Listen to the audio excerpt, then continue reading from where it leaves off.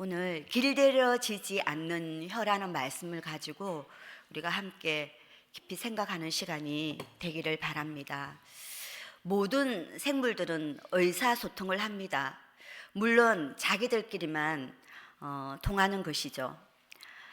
사랑을 표현하거나 적대감을 표현하는 것은 모든 종이 하는 의사소통입니다. 하지만 섬세한 감정까지 소통하는 대화는 오직 인간밖에 없습니다. 동물이 사용하는 언어, 이렇게 소리나 몸짓 이런 것이 인간이 사용하는 언어와 다릅니다. 인간의 언어에는 힘이 있습니다. 그래서 말 한마디로 천냥빚을 갚기도 하지만 말 한마디로 씻기 어려운 상처를 남기기도 하고 사람을 죽음에 이르게까지도 합니다. 사람은 하나님의 형상을 닮아 창조되었습니다. 그래서 하나님의 말씀이 능력이 있는 것처럼 사람의 말에도 힘이 있는 것입니다. 하지만 원죄로 인한 인간의 말은 죄성으로 물들어 있습니다. 이런 말에 대해 야고보는 뭐라고 말하고 있을까요? 야고보서 1, 2장은 행함으로 입증하고자 하는 믿음에 대해서 말씀하고 있습니다. 그 행함이란 하나님의 긍휼을 실천하는 것입니다. 오늘 읽은 본문은 이 긍휼을 실천하기 위해서 행함인 혀의 올바른 사용에 대해서 나누고자 합니다. 첫 번째, 말 실수가 없는 사람은 없습니다. 피조물 가운데 언어를 사용하는 유일한 존재가 사람이지만 죄성 때문에 사람의 말에는 죄가 묻어 나오게 되어 있습니다. 마음에서 만들어진 죄는 입 밖으로 나오거나 나오지 않거나 할 뿐입니다. 본문 1절 하반절 말씀에 선생이 많이 되지 말라고 합니다. 당시 사도행전 7장 말씀에 서대반에 순교가 있었습니다.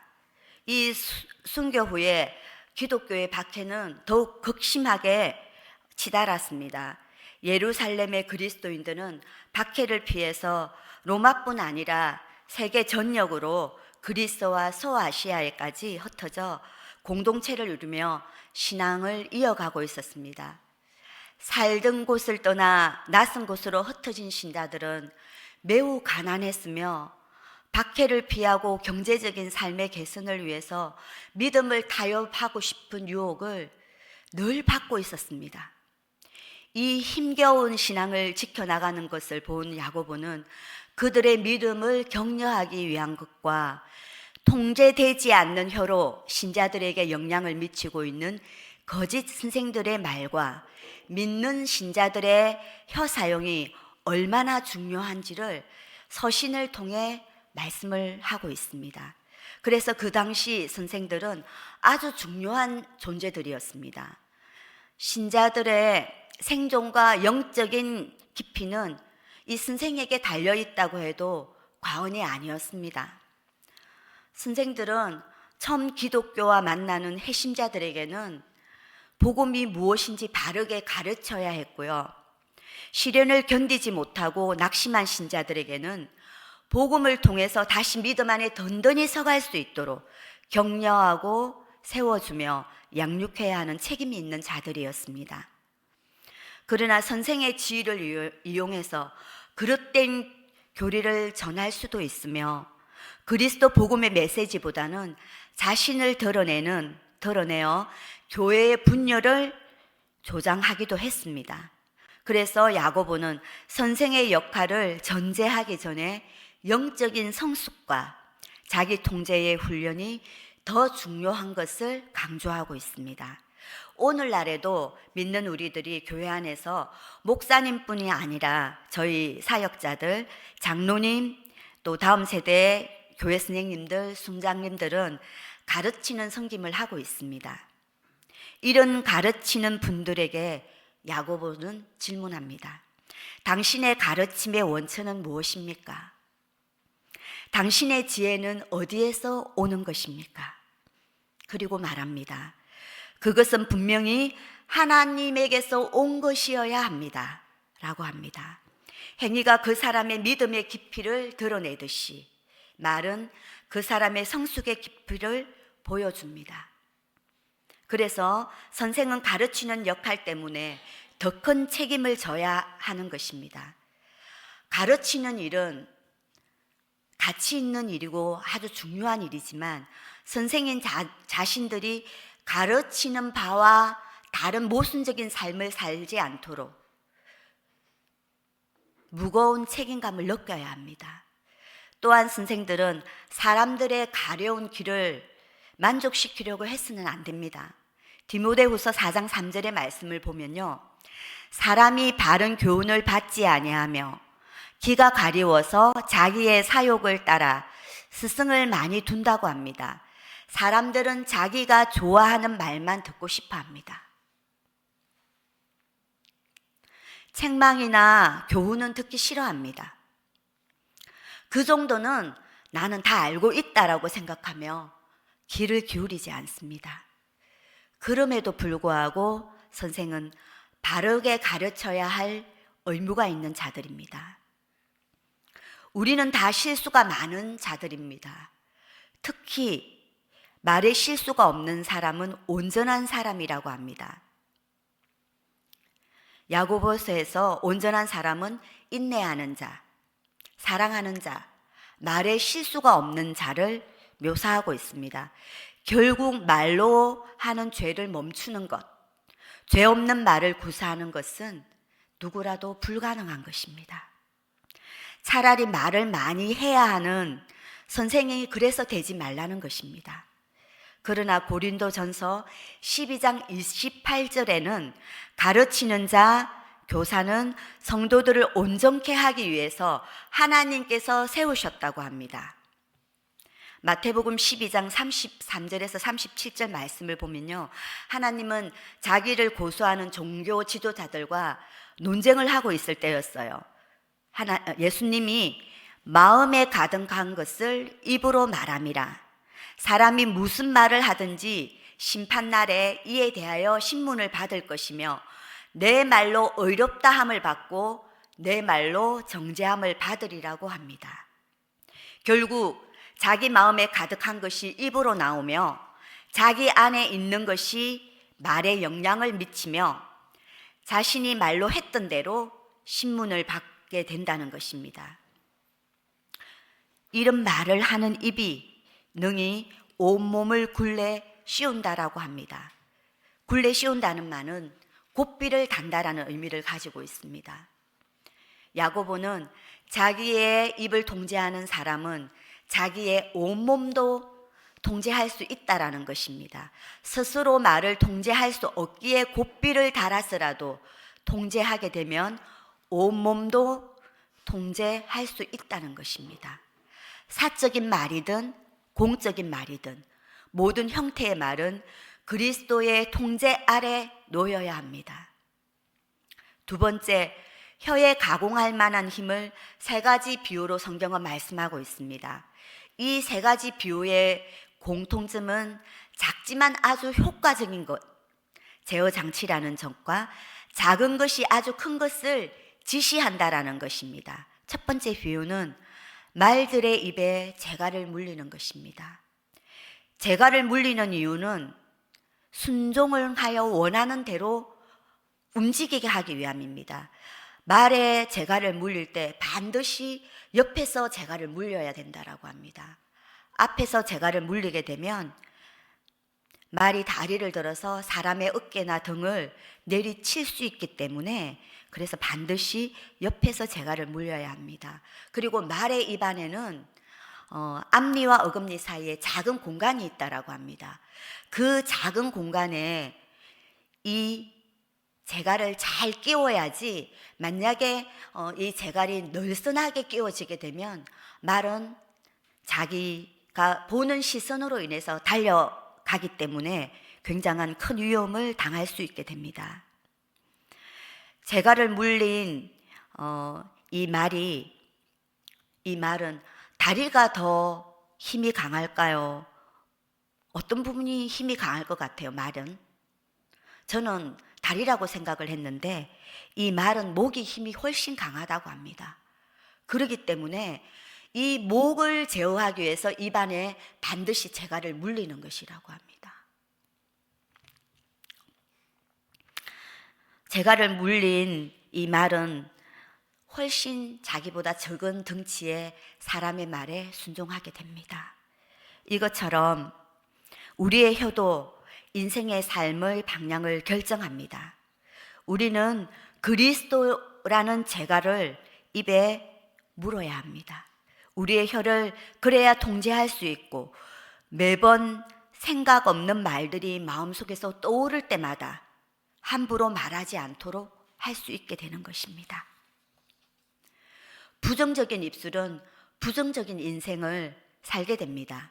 하지만 감사한 입술은 감사한 만큼 감사의 조건이 더 많아지는 인생을 아마 여기에서도 경험하신 분이 계실 것입니다.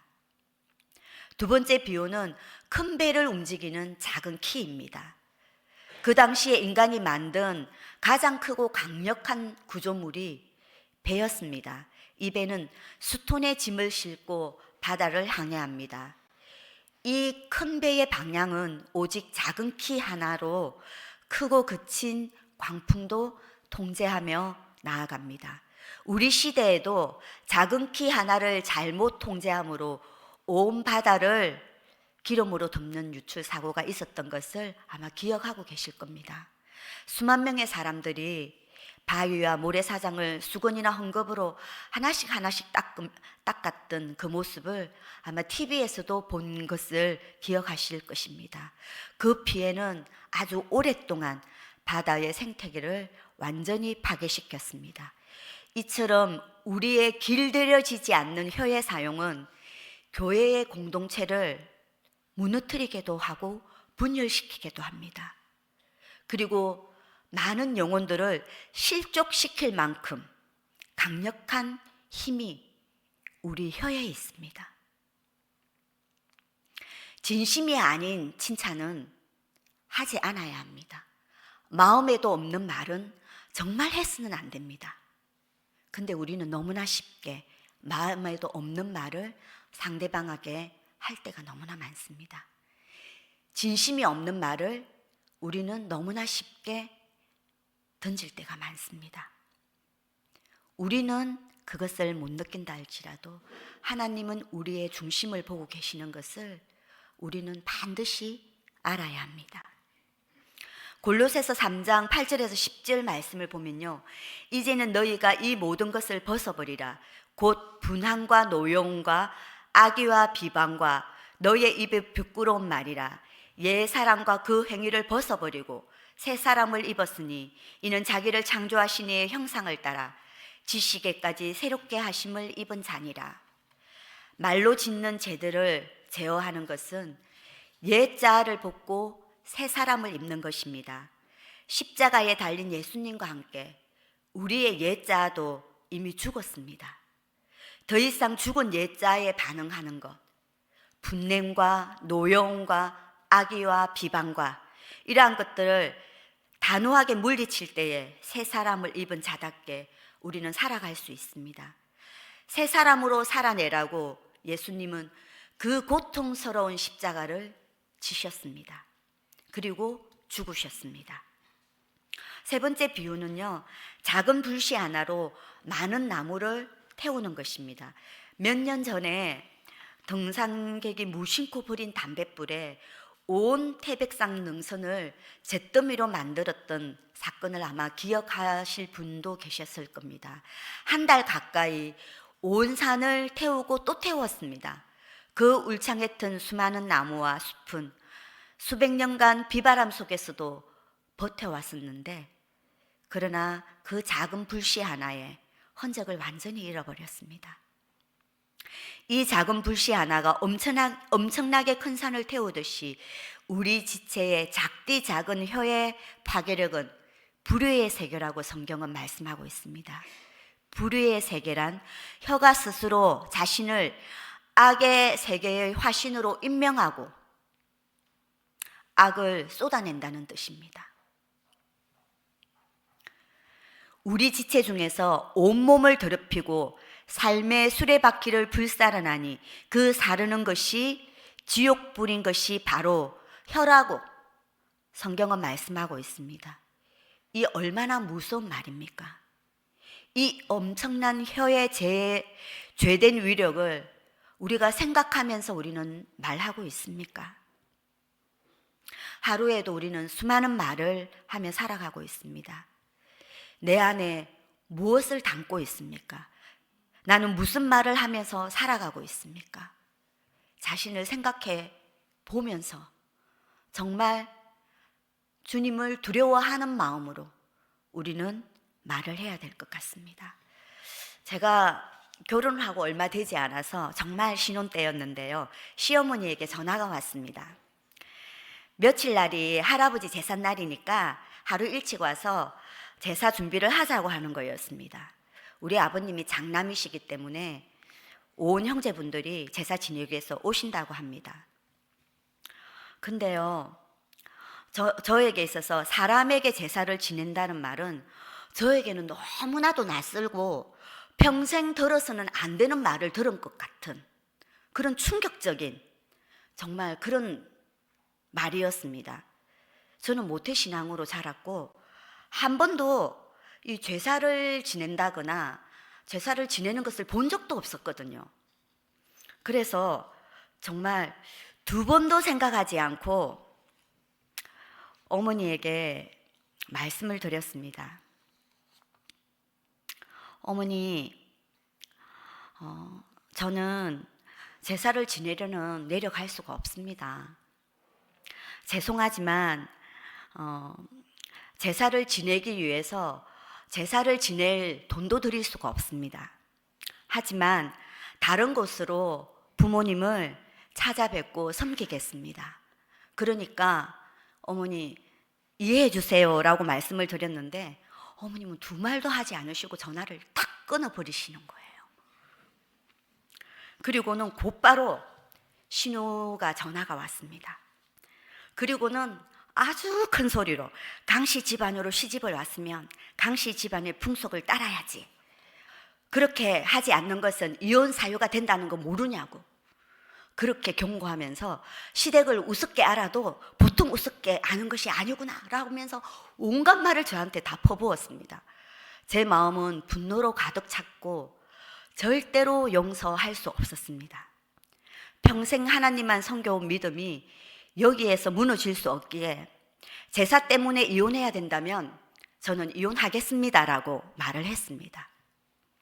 그렇게 한 번의 단호함 때문에 그런지 이후 제사 지내러 오라는 말씀을 다시는 하지 않으셨습니다. 그리고 저는 시댁에 명절에 가서도 사실은 음식을 하지만 제가 제사를 지내는 그러한 것에 동참한 일이 한 번도 없었습니다. 지금은 다 우리가 예수 믿는 집안이 되어서 제사가 없어진 지가 한 10년 정도 됐지만 그러기 전에는 늘 그렇게 시댁에서 제가 제사를 지낼 때 저는 이렇게 뒤에서 있어야 되는 그러한 조금 불편함도 없지 않았습니다. 오래전에 시누이를 용서는 했지만 그때의 그 말은 오래오래 제 가슴에 상처가 되어서 시누를 볼 때마다 그래 제사 안 지내도 나 이혼 안 하고 잘 살고 있지? 그렇게 제가 도로 이렇게 묻는 듯한 눈빛을 보내고 있습니다. 혀는 그 사르는 것이 지옥불이라는 동사는 습관적인 행동을 암시하는 것입니다. 다시 말해서 혀는 쉬지 않고 계속해서 반복적으로 우리의 마음에 불을 지르고 활활 타오르게 하여 습관적으로 불평하고 불만하며 습관적으로 부정적인 말을 하게 합니다. 혀는 우리의 기질을 충동질하여 하나님이 싫어하는 것을 알아차리지 못하게 한 채 이런 행동을 계속 이어가게 합니다. 미국 작가 워싱턴 어벙이라는 사람은요, 날카로운 혀는 끊임없이 사용함으로써 더욱 예리해지는 날선 도구다라고 했습니다. 진실이 아닌 말도 계속 듣게 되면 진실처럼 느껴집니다. 결국 불평, 불만, 부정적인 말도 한 번 사용하게 되면 더 많이, 더 자주 적극적으로 사용하게 된다는 것을 우리는 잊어버리면 안 될 것 같습니다. 저 역시 이런 유혹에서 벗어나기 쉽지 않았습니다. 남의 말을 하는 것이 얼마나 맛있는지 처음에는 비판하려고 하지 않습니다. 하지만 한마디씩만 거들게 되면 어떤 사람이 또한 어떠한 일이 매우 비합리적이고 시대에 뒤떨어지고 소통이 안 되는 바람직하지 않는 일로 변해 있는 것을 경험한 적이 많습니다. 잠언 13장 3절의 말씀은 입을 지키는 자는 자기의 생명을 보존하나 입술을 크게 벌리는 자에게는 멸망이 오느니라. 사탄은 끊임없이 혀를 사용하여 사람들을 이간질시키고 싸우게 하며 관계를 깨지게 하는 것을 우리는 반드시 알아야 합니다. 혀는 모든 종류의 악의 원천이 될 수 있음을 반드시 명심해야 합니다. 시편 12편 3절에 여호와께서 모든 아첨하는 입술과 자랑하는 혀를 끊으시리니, 우리는 가까운 사람의 말에는 매우 관대하고 너그럽습니다. 진정으로 상대를 위하는 마음은 잘못된 말을 하거나 다른 사람을 비방하는 말을 할 때에, 때로는 부정적인 말을 할 때에 잘못된 것을 잘못했다라고 말해줘야 합니다. 방관하거나 동조하는 것은 같이 죄를 짓는 것과 같습니다. 결코 좋은 게 좋은 것이 아닙니다. 우리 모두는 실수할 수 있음을 인정하고 상대방에게 잘못된 것을 잘못되었다고 말할 수 있는 것이 진정한 친구이며 진정 상대를 위하는 것입니다. 또한 지적을 받는 것은 매우 힘든 일입니다. 그러나 겸허히 받아들일 수 있는 용기가 예수 믿는 자의 참된 모습이지 않을까 생각합니다. 세 번째, 혀는 제어가 불가합니다. 야고보의 교훈은 말을 조심해서 길들이라가 아니라 말은 통제가 불가능하다라는 것입니다. 혀는 능히 길들일 사람이 없나니 쉬지 아니하는 악이요 죽이는 독이 가득한 것이라고 합니다. 창세기 1장 28절 말씀을 보면 하나님이 생육하고 번성하고 땅에 충만하고 또 땅을 정복하라, 바다의 물고기와 하늘의 새와 땅에 움직이는 모든 생물을 다스리라고 했습니다. 하나님은 움직이는 모든 생물을, 또 사납고 거친 짐승까지도 사람이 길들여서 사용하게 하셨습니다. 그러나 이 작은 혀는 길들여지지 않습니다. 혀는 쉬지 않고 악의 형표를 흉내내는데 그 깊은 곳에 죽이는 독이 가득하다고 합니다. 그래서 에덴 동산에서 뱀은 간사하고 강교한 혀로, 죽음의 독이 가득한 혀로 첫사람 아담을 죽음에 이르게 했습니다. 혀는 인생 내내 길들여지지 않는 채로 다툼과 이간질과 수군거림 등 숱한 말로서 쉬지 않는 악을 범합니다. 우리가 살고 있는 이 시대는 사람들이 자기 생각을 주장하고 실제로 느끼는 바를 말하라고 합니다. 억누르지 말고 소신 있게 말하는 것이 지혜로운 행동이라고 말하고 있습니다. 상대방의 말을 듣기보다는 내가 말하는 것이 더 중요하다고, 옳다고 생각하는 것은 분명하게 말해라고 그렇게 부추기고 있습니다. 우리 말이 끼치는 치명적인 영향력을 염두에 두지 않은 채 생각 없는 말들을 우리는 생각 없이 하라고 부추기기도 한다는 겁니다. 그렇다면 진정 혀를 길들일 수 있는 희망은 없는 것입니까?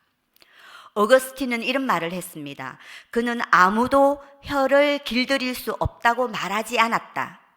사람 중에는 아무도 길들일 수 없다고 하였다. 따라서 혀가 길들여진다면 이것은 우리 하나님의 도움과 긍휼 때문이라고 고백해야 한다고 했습니다. 아무도 혀를 길들일 수 없지만 예수 그리스도는 하실 수 있습니다. 혀를 길들이기 위해 그리스도께서는 우리의 마음과 생각의 문제로 나왔습니다. 우리는 우리 자신의 힘으로 혀를 통제하려고 해서는 안 됩니다. 성령님의 도우심을 구해야 하고 의지해야 합니다. 그러면 성령께서 우리에게 우리의 말을 점검하고 통제할 수 있는 힘을 주시며 도와주십니다. 우리의 마음이 상하고 부당하게 비판받았다고 느낄 때 하나님의 사랑을 상기하면서 우리로 험담하지 않도록 우리의 마음을 하나님은 도와주십니다. 우리는 날마다 성령께서 우리의 마음과 생각을 지시하시도록 기도하고 말씀과 우리의 삶이 하나가 되게 함으로써 성령님의 통제 아래 있음을 확신할 때 변화가 일어납니다. 마지막 네 번째, 혀의 이중성입니다. 혀가 악한 이유를 야고보는 혀의 이중성 때문이라고 말하고 있습니다. 그래서 이 혀의 이중성에 대해 직면하라고 경고합니다. 혀의 이중성은 야고보서 1장 8절에 두 마음을 품어 정함이 없다라고 합니다. 철로 역정에서 수다쟁이라는 인물은 안에서는 성자요 밖에서는 악마라고 묘사하고 있습니다. 낯선 이들에게는 아주 친절하지만 가족들에게는 참지 못하고 쉽게 화를 내는 그러한 사람입니다. 저의 아들이 고등학교 다닐 때의 일입니다. 엄마, 나를 남같이 대해주면 안 될까요? 라는 얘기를 했습니다. 그게 무슨 말이니? 라고 했더니 남에게는 친절하고 상냥하게 하면서 자기에게는 화도 잘 내고 잔소리도 끊임없이 한다라는 겁니다. 적잖게 제가 사실 충격을 받았거든요. 그래서 고쳐보겠다고 아들에게 말은 했지만 지금까지 잘 고쳐지지 않고 있습니다. 우리는 주를 찬양하는 입으로 하나님의 형상을 닮은 형제나 자매를 저주할 수도 있습니다. 우리가 얼마나 쉽게 중상과 험담을 용납하는지 모릅니다. 예배를 통해 은혜를 받았다고 하지만 부정적인 말과 헛소문과 주관적인 자신의 잣대에 대해서 얼마나 관대하고 너그러운지 모릅니다. 어떤 때는 하나님께 영광이 되겠다고 입술로 고백하지만 다른 때는 사탄이 역사하는 대로 혀를 맡기기도 합니다. 그래서 우리는 우리가 어떻게 말을 해야 할지를 성령님의 도우심을 구해야 하고 우리가 어떤 것을 선택해야 될지 적극적으로 선택해야 합니다. 적극적으로 선택하지 않는다면 사탄에게 우리 자신을 통제할 빌미를 내어주게 되는 것입니다. 혀는 하나님의 형상대로 지음을 받았지만 죄로 타락된 인간 본성을 그려냅니다. 우리 모두는 전적으로 부패된 자들입니다.